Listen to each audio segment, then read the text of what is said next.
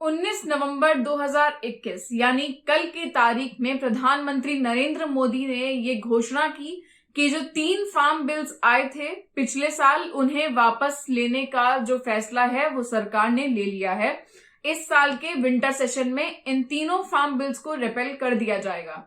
इस वीडियो में हम ये जानेंगे कि ये 3 फार्म बिल्स क्या थे, इन्हें किसानों ने क्यों एक्सेप्ट नहीं करा, बीच के समय में क्या क्या हुआ और अब आखिरकार ये क्यों रिपेल हुए। मैं हूं आस्था दुबे, आप देख रहे हैं ट्रेड फ्लॉग।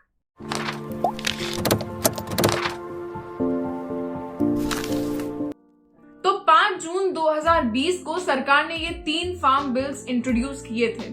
क्यों किए, उसके 3 कारण हैं। पहला कारण, मंडीज की मोनोपोली खत्म करने के लिए। हर स्टेट की अपनी एक एपीएमसी मंडी होती है। इन मंडी में फार्मर्स अपना प्रोडक्ट बेचते हैं। सरकार चाहती थी कि इन मंडीज की मोनोपोली खत्म हो सके ताकि फार्मर्स एक प्राइवेट बायर को डायरेक्टली बेच सके अपना प्रोडक्ट। इन बिल्स को इंट्रोड्यूस करने का दूसरा कारण ये था ताकि फार्मर्स के पास एक लीगल फ्रेमवर्क आ जाए जिससे वो इन प्राइवेट बायर से कॉन्ट्रैक्ट भी साइन कर सकें। और तीसरा रीजन, ताकि फार्म प्रोड्यूस पर जो रेस्ट्रिक्शंस हैं उन्हें हटा दिए जाएं ताकि ये बिजनेस जो फार्म प्रोड्यूस का बिजनेस करेंगे वो इन आइटम्स को स्टॉक अप कर सकें। अब बात करें कि कुछ किसान इस बिल को क्यों एक्सेप्ट नहीं कर पाए। उन्हें ये बिल्स इतने खराब लगे कि वो 1 साल तक इनके प्रोटेस्ट में बैठे रहे। सरकार ने उन्हें ये भी एक ऑफर दिया था कि सरकार इन बिल्स में अमेंडमेंट करेगी, लेकिन उन्होंने कहा नहीं भैया, जब तुम ये हटा दोगे, रिपेल कर दोगे, हम तभी हटेंगे। तो ऐसा क्या था इन बिल्स में कि फार्मर्स इन्हें एक्सेप्ट कर ही नहीं पाए। तो इनका पहला रीजन मंडीज ही थी। जहां सरकार मंडीज की मोनोपोली खत्म करने की बात कर रही थी, वहीं किसान अपनी मंडीज को बचाना चाहते थे। मंडी से ही उनका स्टेट फंड मिलता है। बेसिकली हर स्टेट की अपनी एपीएमसी मंडीज होती हैं। इन मंडीज से स्टेट फंड मिलता है जिसे स्टेट की सरकार अपने कामों में यूज करती है।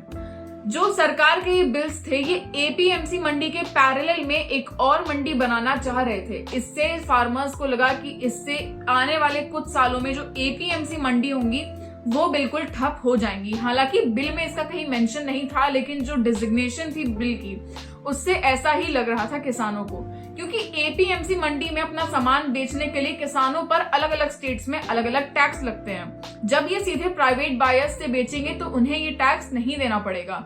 तो ज्यादातर किसान वहीं जाएंगे जहां पर उन्हें एक्स्ट्रा टैक्स नहीं देना पड़ रहा। इससे जो एग्जिस्टिंग मंडी सिस्टम है वो खत्म हो जाएगा और इससे जो सरकार एपीएमसी के पैरेलल में मंडी ला रही थी उसकी मोनोपोली आ जाएगी।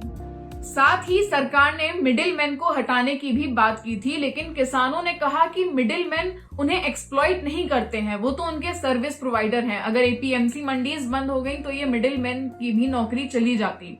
बहुत ज्यादा तादाद में मिडिलमैन की संख्या है हर राज्य में। और इसी के साथ साथ किसानों को यह भी डर था कि अगर एपीएमसी मंडी बंद हुई तो जो सरकार उन्हें मिनिमम सपोर्ट प्राइस एमएसपी का प्रॉफिट देती है वो भी बंद हो जाएगा। बेसिकली उन्हें ये डर था कि जो एपीएमसी के पैरेलल में सरकार मंडी लाने वाली है वो खुद को सेल्फ स्टैब्लिश कर लेगी और एपीएमसी का नामो निशान मिट जाएगा। किसानों का दूसरा डर ये था कि जो बड़ी कंपनीज के साथ वो बिजनेस करेंगे उनसे बार्गेनिंग या नेगोशिएशन पावर किसान में नहीं होगी। अभी जो बिजनेस चलता है किसानों में वो people to people, person to person होता है। जब ये बिल्स आ जाते तो ये बिजनेस पर्सन टू कंपनी हो जाता।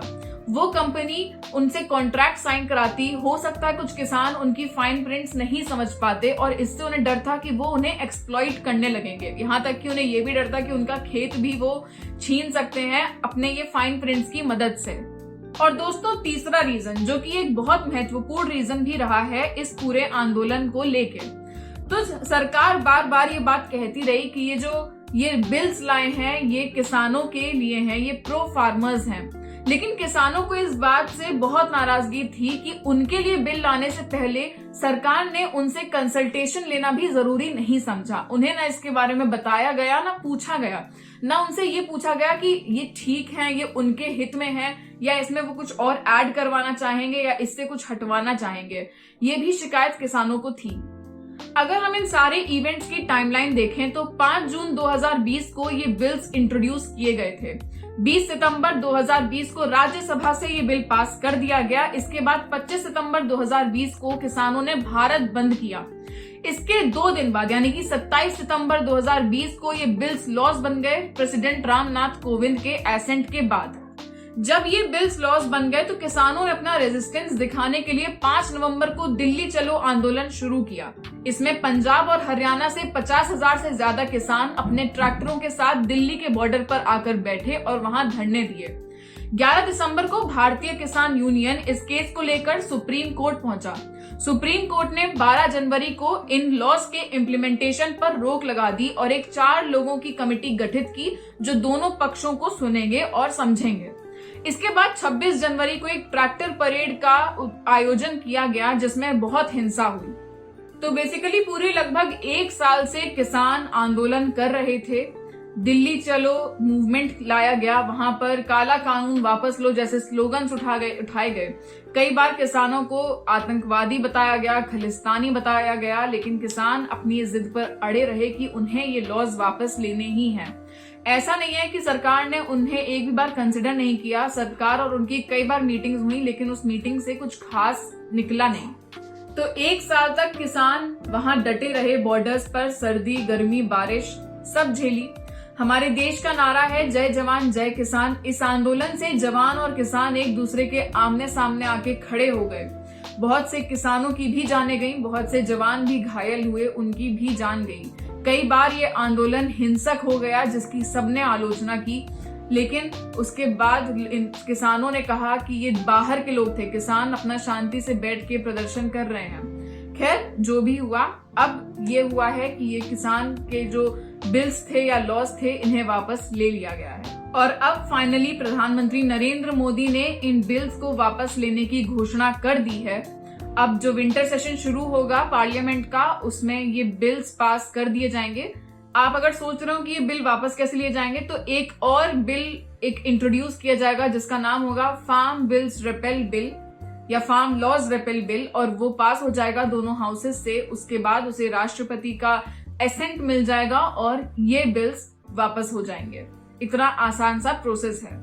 आज का वीडियो खत्म करने से पहले मैं महात्मा गांधी का एक कोट आपके सामने प्रेजेंट करना चाहती हूँ।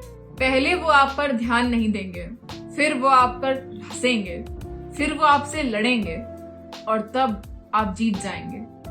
तो बस दोस्तों आज के लिए इतना ही। हम मिलेंगे आपसे अपनी अगली वीडियो में। तब तक हमें आप कमेंट सेक्शन में जरूर बताइए कि इस पूरे इंसिडेंट के बारे में आपकी क्या राय है। आपको क्या लगता है कि ये वाकई किसानों के हित में बिल्स आए थे या फिर ये किसानों के नुकसान करा सकते थे? हमें बताइए कि आप क्या सोचते हैं कि पार्लियामेंट में जैसे बिल पास हुआ वो ठीक था, उसके बाद किसानों को जो झेलना पड़ा इतने महीने वो ठीक था, उसके बाद जो किसान आंदोलन हिंसक हुआ 26 जनवरी के दिन, गणतंत्र दिवस के दिन, वो कैसा ठीक था? क्या वो ये सब जस्टिफाइड था? हमें कमेंट सेक्शन में जरूर बताइए। तब तक make sure you like, comment and share this video and subscribe to our channel trade flow.